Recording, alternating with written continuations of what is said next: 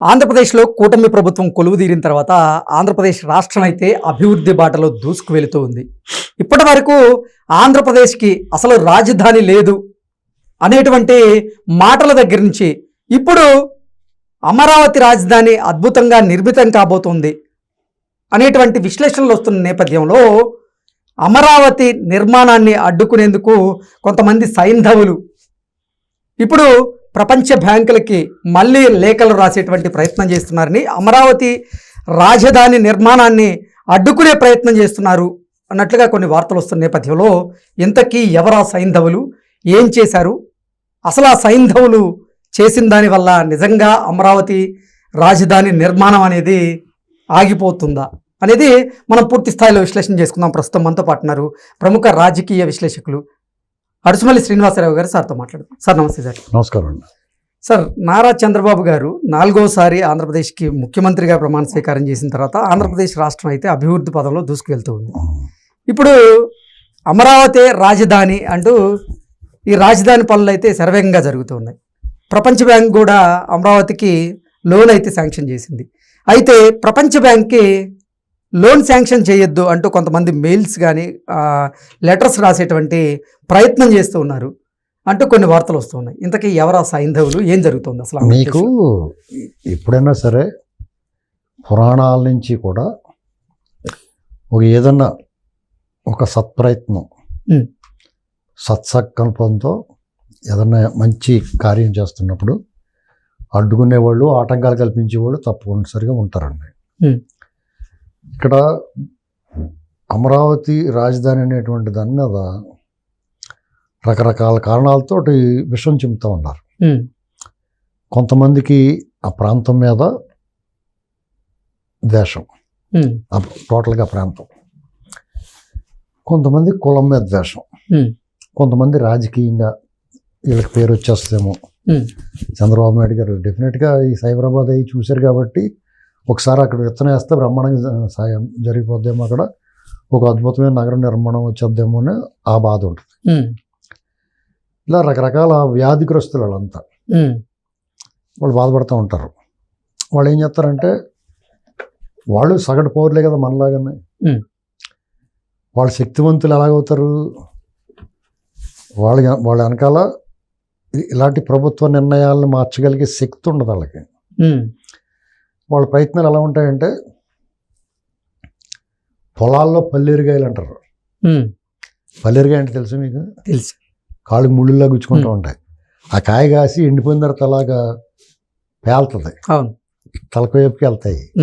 మన జోడు చెప్పులు లేకుండా నడుతున్నా కూడా గుచ్చిపోతూ ఉంటాయి. అలాగనమాట పల్లేరుగాయలు అంటారు. మంచి నడక శుభ్రంగా నడిచి వెళ్తున్నట్టు కనపడవు, ముళ్ళు కింద ఉండవు.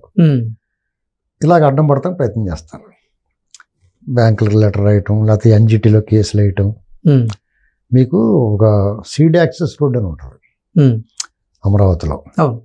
ఒక 5-6 కిలోమీటర్ల రోడ్డు ఆగిపోయింది. లేదంటే అసలు జగన్మోహన్ రెడ్డి ఎంత గింజుకున్నా కానీ దాని అభివృద్ధి దాని అందరూ అదే అవును. చంద్రబాబు నాయుడు గారు దిగిపోయేటప్పటికి ఒక 6-7 కిలోమీటర్ల రోడ్ ఆగిపోయింది అక్కడ. హైవే కనెక్టింగ్ రోడ్ అది. కారణం పెట్టి ఆ ఏరియాలో కొంతమంది రైతుల చేత అడ్డం తిరిగిలా చేసి భూములు ఇవ్వకుండా కోర్టులకు వెళ్ళి దాన్ని ఆపారు అక్కడ. అప్పట్లో పవన్ కళ్యాణ్ గారు ఏమన్నా అంటే రైతులను ఒప్పించి తీసుకోవాలన్న ఒకటి చెప్పారు. ఆ మాటకి గౌరవించాళ్ళు. వాళ్ళు ఒప్పించి క్రమంలో వాళ్ళకి ఓటుకు పోయారు. గవర్నమెంట్ 90% సేకరణ అయిందా 10%కి బలవంతంగానే తీసుకుంటారు. వాళ్ళు తీసుకునే హక్కు ఉంటుంది గవర్నమెంట్కి. ఆ బలప్రయోగం అయితే చేయలేదు. చేసుంటే ఆ సీడీ యాక్సెస్ రోడ్ అయిపోయింటే చాలా సులభంగా ఉండేది, కనెక్టింగ్ రోడ్లు అయ్యింది. అది ఆగిపోవడం వల్ల కొంచెం చాలా ఇబ్బంది వచ్చిందండి. ఏది నిర్మాణాలు కనపడిన పరిస్థితి వచ్చింది. 5 కిలోమీటర్ల రోడ్డు ఆగిపోతే చాలు, లేదా 10 కిలోమీటర్లు. ఇలాగ ఆటంకాలు పెట్టి కూడా ఉంటారు. ప్రభుత్వం కూడా ఇలాంటి వాళ్ళ పట్ల కొంచెం కఠినంగా వ్యవహరించాలి.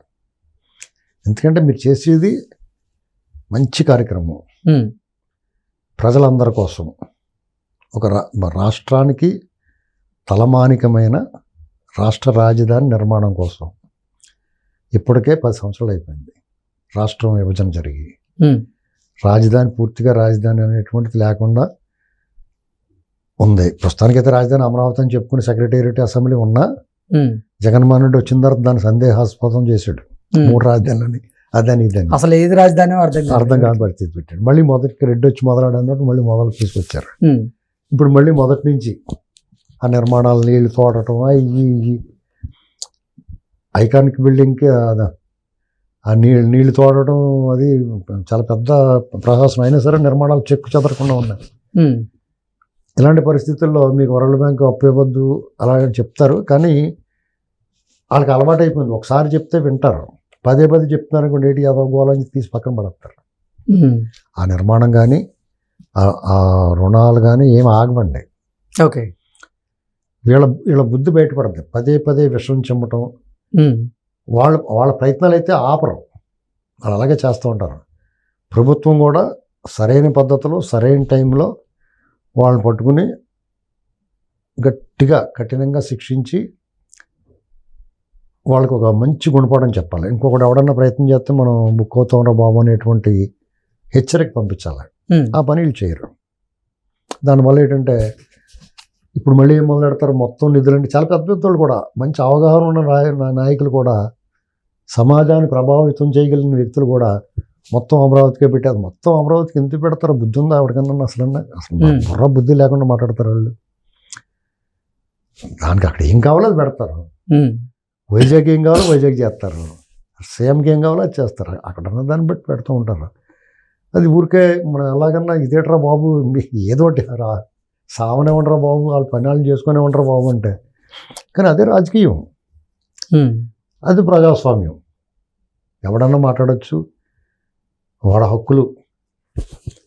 అది మంచికి ఉపయోగపడింది అనుకోండి, ప్రజాస్వామ్యయుతంగా పోరాడి మంచి సాధించడం కూడా గొప్పవాడవుతాడు. ఇలాగా మంచి లోక కళ్యాణం లాంటిది ఇది ఒక రకంగా చెప్పాలంటే.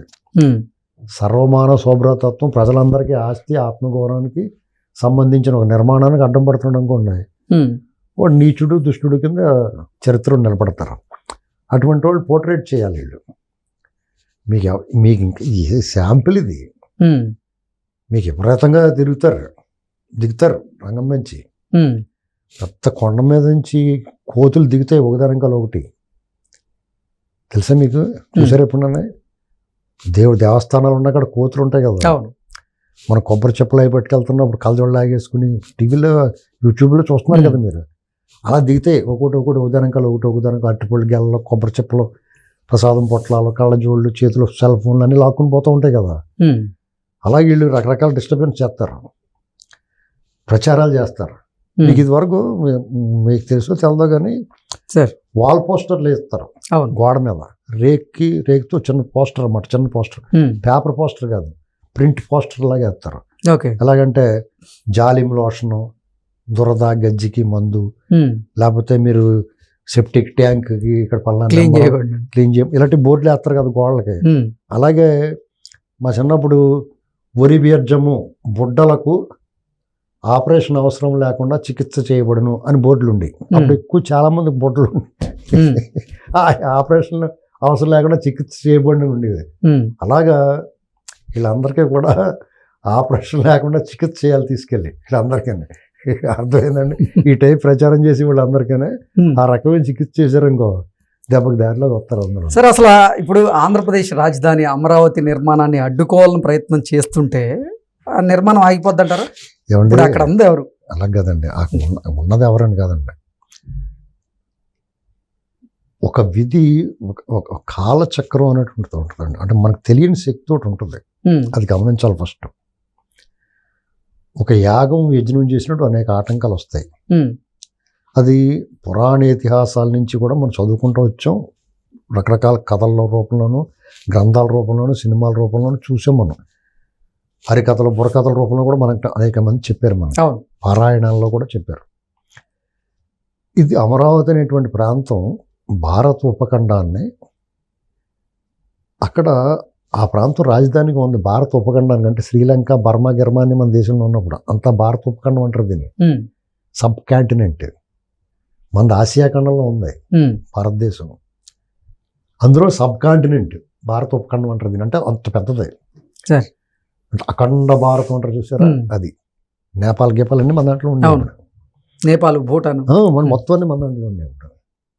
పాకిస్తాన్, బంగ్లాదేశ్ అన్నీ, శ్రీలంక, బర్మా, ఇలాంటి పరిస్థితుల్లో ఇన్నాళ్ళకి 1600 అంటే 16వ శతాబ్దంలో 1600 ఏళ్ల క్రితం ఉమ్. అమరావతిలో ఏం జరిగింది తెలుసా మీకు? రాణి రుద్రమదేవి ఉమ్. అక్కడ అప్పుడు మందడం ఇంకో గ్రామానికి మధ్యలో చిన్న దీవిలాడిది ఉంటే అక్కడ ప్రజా వైద్యశాల పెట్టిందండి. అక్కడ ఒక శాసనం ఉంటుంది చూడండి, అవును. మీకు ఇటీవల కాలంలో బయటకు వచ్చింది. అవును. ఆ శాసనంలో కులం మతం ప్రాంతాలకు అతీతంగా ఎలాంటి రోగం వచ్చినా అక్కడ చికిత్స చేసేవారు. ఉమ్. వాళ్ళకి వసతి ఏర్పాటు చేశారు. అక్కడ వైద్య పరికరాలు అన్నీ ఏర్పాటు చేసింది ఆవిడ. చాలా అడ్వాన్స్డ్గా ఉండేవారండి అప్పుడు. ఉమ్. మనకి ఔషధాలకి అప్పట్లో ఆయుర్వేదం ఎక్కువ కదా, అవును. ఔషధ మొక్కలు పెంచడానికి కొంత పొలాలను కేటాయించారు. అక్కడ ఎన్నో ఎకరాల్లో ఔషధ మొక్కలు పెంచేవారు. అంత చరిత్ర ఉంది దానికి. అది ఒక నాగరికత నేర్పింది ప్రపంచానికి. ఆ ప్రాంతం నుంచి అక్కడ ఉత్పత్తులు, అక్కడ కళలకి, విద్య, వైద్యం అన్నిటిలోనూ కూడా ఆరితేరి ఉండి అడ్వాన్స్డ్గా ఉంటే, అలాగే అక్కడ పండిన పంటలకి, అక్కడ ఉత్పత్తులకి ఇతర దేశాలకి అక్కడి నుంచి కాలువలు ఉంటాయి. అప్పట్లో కాలువ ద్వారానే రవాణా ఉండేదండి. అక్కడ ఉన్న కాలువల ద్వారా బందర్ పోర్టుకి పంపించేవారు. అప్పుడు బందర్ పోర్ట్ ఎప్పుడో నుంచి ఉంది. ఆ పోర్ట్లో ఉన్న నౌకలకి ద్వారా ఇతర దేశాలకి ఎగుమతి చేసేవారు. అలాగే ఇతర దేశాల నుంచి ఏమైనా దిగుమతి చేసుకునేవారు. అలాగా మీకు చాలా అడ్వాన్స్డ్ ఏరియా అండి అది.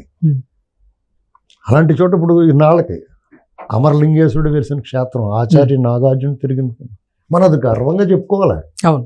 ఆంధ్రప్రదేశ్ ఒక నీకేంట్రా ఘన చరిత్ర ఉంది. నీ రాజధాని ఏంటంటే, నా రాజధాని హెరిటేజ్. ఒక పూర్వం వందల వేల సంవత్సరాల క్రితం నుంచి ఇది రాజధానిగా ఉంది. ఇది క్షేత్ర మహిమ. బౌద్ధం వెలసిల్లింది ఇక్కడ. ఆచార్య నాగార్జున తిరిగాడు. ఈ ప్రపంచానికే నాగరికత నేర్పాము. దాన్ని గర్వంగా చెప్పుకోవాలి. మళ్ళీ ఆ వైభవాన్ని సాధించుకోవడానికి ప్రయత్నం చేయాలి. ఒక తెలుగువాడిగా, ఒక ఆంధ్రుడిగా గర్వించాలి. తెలంగాణ, ఆంధ్రాని కాదు, మొత్తం తెలుగు వాళ్ళు గర్వించదగ్గ ప్రాంతం అది.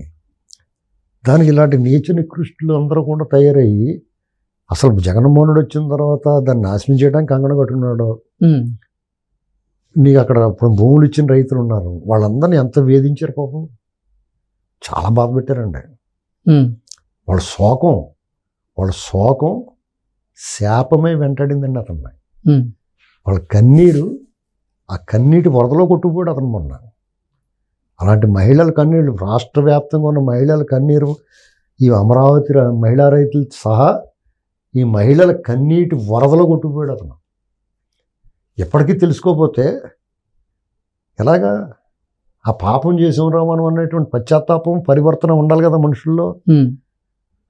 నువ్వు ఇంకో రకంగా విమర్శించలేదు, నా అవినీతి చేస్తున్నారు, లేకపోతే వీళ్ళు అరాచకం చేస్తున్నారు, ఇలా దుర్మార్గంగా ఉన్నారు, అదే విమర్శించు. రాజకీయం వేరు. నీకు నీ స్ట్రక్చర్ పాడు చేసుకుంటానంటే ఇంటికి పంపగా గెట్టుకుంటాడు ఎవడన్నా. అన్నదమ్ములు గొడవ వచ్చిందండి, ఆస్తుల పంపకంలో రూపాయి ఎక్కువ పంపకం, లేకపోతే నీ గొప్ప నేను గొప్ప, లేకపోతే నేను చేస్తాను పెత్తనం, లేకపోతే నువ్వు చెయ్యి, ఇలాంటి వాదన ఉండాలి. కానీ కొంపగా గెట్టుకుంటాడు ఎవడన్నా. ఇలాంటి నీచిపో సన్నాసుల్ని మనం టాలరేట్ చేయకూడదు, అసలు ఇగ్నోర్ చేయాలి, పట్టించుకోకూడదు. ఓకే. వీలైతే ప్రభుత్వాలు కఠినంగా శిక్షించాలి.